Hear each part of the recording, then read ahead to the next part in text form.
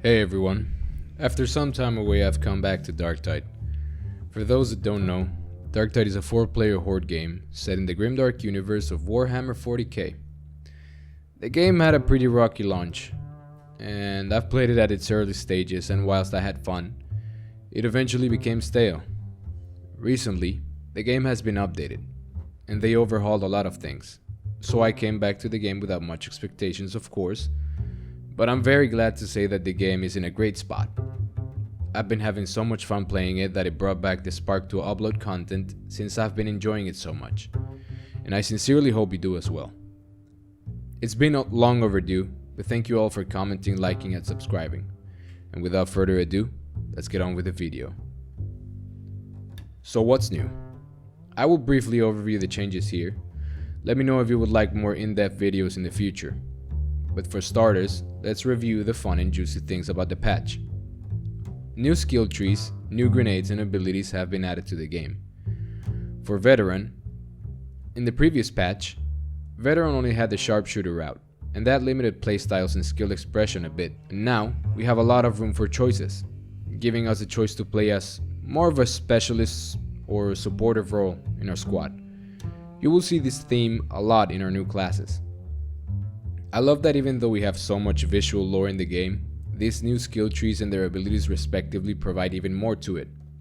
We have the standard sharpshooter with frag grenades and a few twists here and there. Precision fire!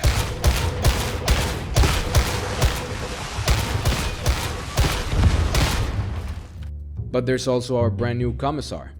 They will make sure you're up and fighting or face the consequences, lore-wise. Chucking some new crack grenades at those pesky armored enemies, turning them into pieces.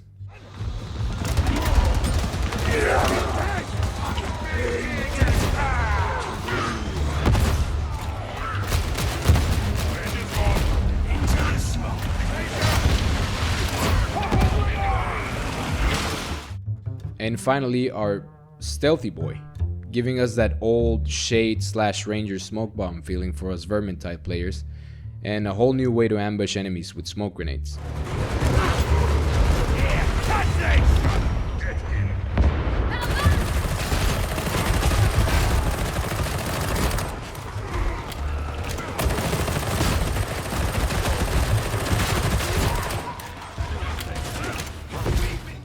For Ogryn, playing Ogryn was a bit of a statement a few months ago. You either were a Giga Chat that saved all games and rescued all of your teammates, or you were Swiss cheese getting slaughtered by all the gunners and snipers no-clipping their shots through terrain. Now you can be both, in a sense. The point is that you're effectively an absolute unit, eating damage and bullets whilst making sure you make huge dents in every enemy you come across. The resistances in our big boy have come a long way. You can charge into battle 0 fucks given and probably come out unscathed. Getting into the specifics, we have our sweet bowling ball that we know and love, but made even better. He can now throw rocks. Yes, literal rocks. 4 of them, to be precise. And they're good. Really, really good. And plus they recharge over time.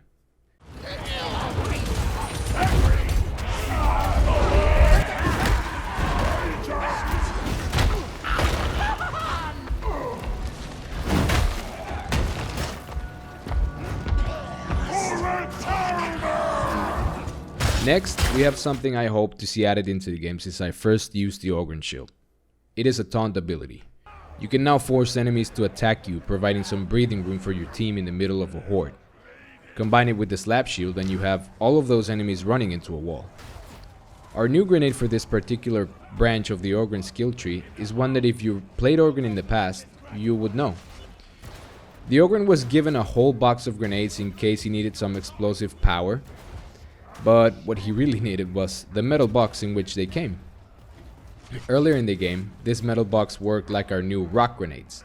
You threw them, smashing them into a single target, making a big chunk of damage. You could also make it so after the impact, those grenades inside detonated and made a cluster of explosions. But now, we can have those two benefits in a single big box of hurt.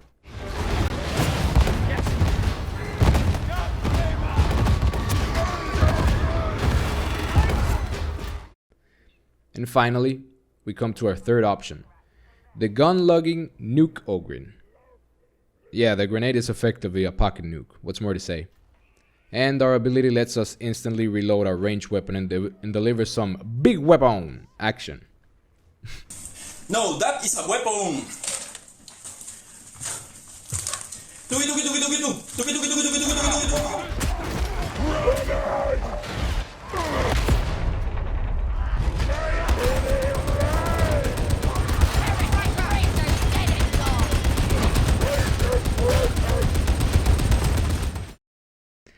For Psyker, let me be honest.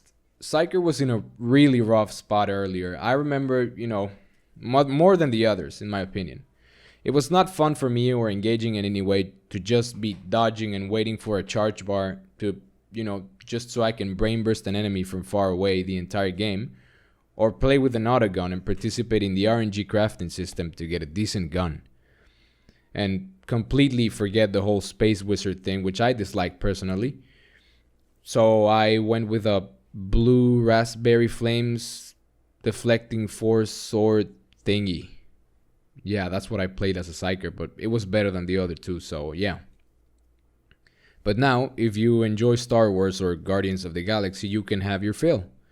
Apart from the old Psyker build, which had as a grenade an ability called Brain Burst that let you pop brains of heretics, kinda, because it didn't do that much damage. And you had your combat ability that was a force push. You literally dish out a wave of force that pushes enemies and stagger you push them away. You now have at your disposal Force Lightning, embracing Emperor Palpatine as your master. I believe the voices of the warp might sound a little different now. Do it. And you have also some Yondu arrow whistle thing, or kind of like Carillion's true shot volley if you like Vermintide. You throw out these shards tainted with warp essence that follow enemies and pierce through them. They're completely insane. And the Emperor Palpatine thing is that you shoot Force Lightning out of your hands, and it's visually pretty cool, and it's really useful too. Some people dislike the shards because you kill everything so fast. It makes some people useful if they're not actively hunting down elites and specials, and this is especially true in lower difficulties. So they might need to do some fine-tuning because, I get the point. It can make the game stale for some people. But I don't really care. Psyker needed this type of power. It's so much fun, and to be honest, playing Auric Maelstrom missions can get so chaotic that the enemy density is so great that it doesn't really matter how busted you might be. If you're not careful, you're gonna lose. And finally, for Zealot. For our Theologist character, I believe they were in a good place early in the game, but now you can turn up the Holy Flame quite hot. Traditionally, Zealots had a stun grenade and a charge that lets them keep the fight going. This was especially effective when you're going for close quarters with a big chainsword in hand, shredding through enemies and armor. Now, you can control the pace of the fight much more evenly, providing supportive roles with their new combat ability.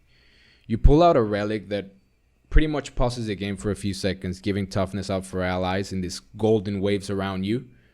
And you pair it with the new grenade, the Immolation Grenade, and you can carpet a whole area with golden flames. And you have great zoning potential. For the third option, the next grenade is there's some holy knives that they deal high single target damage and recharge. They work similarly to the Ogryn Rock, and your combat ability makes you invisible. You enter a stealth mode and you can dish out a big melee hit after it ends. It's especially good for backstabbing enemies. It's kind of like a spy in TF2 or Shade in Vermintide. And I think that's it. I think that covers up most of the big changes that have been added. I'm very happy with the state of the game right now, and I believe it's a great time to hop in and try it if you've not played it yet. The game is pretty fun. It had a pretty rough start, but now I believe you will have some fun if you try it. So I hope you have a great time, and I'll see you in the next one. It's on my corpse. Get to my corpse. There's meds on it. Oh!